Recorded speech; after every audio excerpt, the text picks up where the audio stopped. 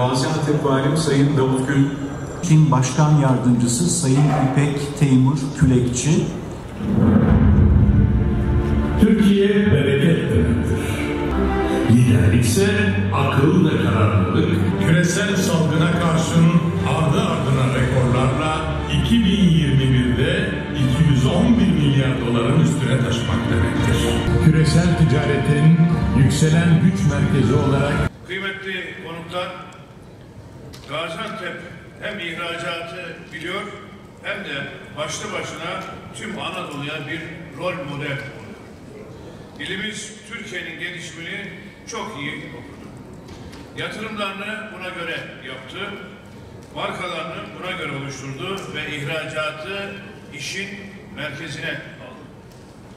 Son 20 yılda şehrimizin ihracatı 17 kat artmış. Müthiş bir başarı. 4 yıl önce göreve geldiğimizde Güneydoğu Anadolu Meclisi'nin bir programını yapmıştık. O gün ihracatımız 164 milyar dolar. İhracatçı sayımız 65 bin, ihracat yükümüz 115 milyon ton.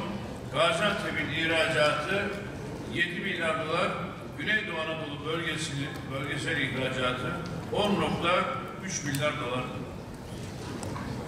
Gaziantep'te 2528, Güneydoğu Anadolu bölgesinde ise 3685 ihracatçımız var. Aradan geçen bu 4 yıllık sürecin sonunda geldiğimiz noktada ihracatımız 225 milyar dolara yükseldi. İhracatçı sayımız 100 bin aştı, 103.400 oldu. İhracat yükümüz 174 milyon ton oldu. Gaziantep'in ihracatı %48 artarak 10 milyar doları aştı. Gaziantep'in ekonomisi %19, Güneydoğu Anadolu bölgemizin ekonomisi %13 büyüdü ve bir önemli çarpıcı örnekte Gaziantep'teki ihracatçı sayımız 2500'den 3500'e, Güneydoğu Anadolu'daki toplamda 3600'den 5300'e çıktığını görüyoruz. Organize sanayisinin 6'ya, Güneydoğu bölgesindeki OSB sayısının da 15'e çıktığını görüyoruz.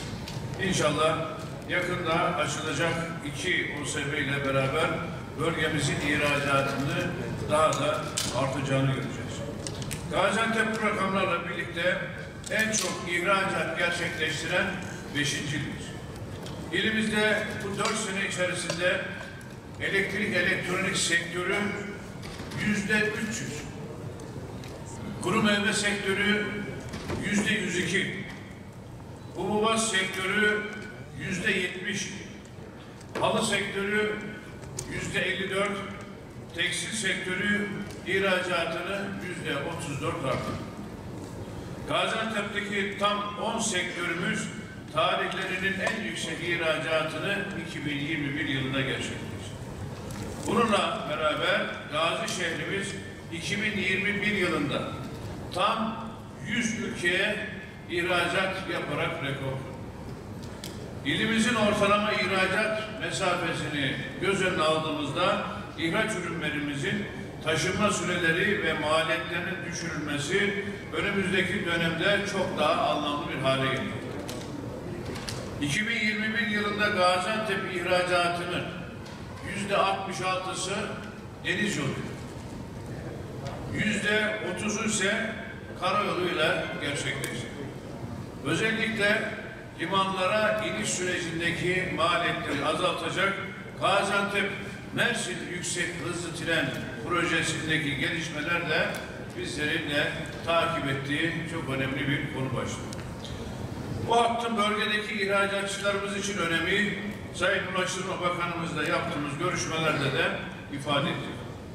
Süreç tamamlandıktan sonra inşallah 3 yıl içerisinde aktif olacak hat ile beraber ihracatımızı daha uygun maliyetlerle daha hızlı bir şekilde sürdüreceğiz. Ayrıca Ekim ayında hayata geçirdiğimiz Türkiye Lojistik Portalı ile ihracatçılarımızın yoğun bir ilgisi var. İhracatçılar, lojistikçiler arasında dijital bir köprü olarak kurduğumuz bu portalda 2000'den fazla firma hizmet almaya başladı. Türkiye Lojistik Portalı'nın gelişen yapısıyla firmalarımıza hem maliyet hem avantaj hem de ciddi kolaylıklar sağladığını görüyoruz. Saygıdeğer valim, değerli ihracat ailemiz, 2022 yılı birçok anlamda değişime tanık olacağımız bir sene olacak. Türkiye İhracatçılar Meclisi olarak biz de bu değişimin içerisindeyiz. Çünkü ihracatımızdaki yükselişle beraber artık küresel ticarette yeni bir ligdeyiz. Yeni dönemde gerçek stratejimizi gerekse ihracata bakış açımızı niceliğin yanında niteliğini de artıracak bir anlayışla oluşturuyoruz. İhracatta sürdürülebilir bir sistematik kurarak gelecek nesillere daha iyi bir yarınlar bırakacağız. Bunun altyapısını oluşturacak projelerin temelini attık. Geçtiğimiz yıl oluşturduğumuz Tim Marka Konseyimiz, ihracatımızın ve ülkemizin marka değerine hizmet edecek projeleri süratle hayata geçiriyor. Bununla beraber kadınlarımızın ekonomiye ve ihracata etkin katılımını sağlamak adına kurduğumuz Tim Kadın Konseyi, kadın ihracat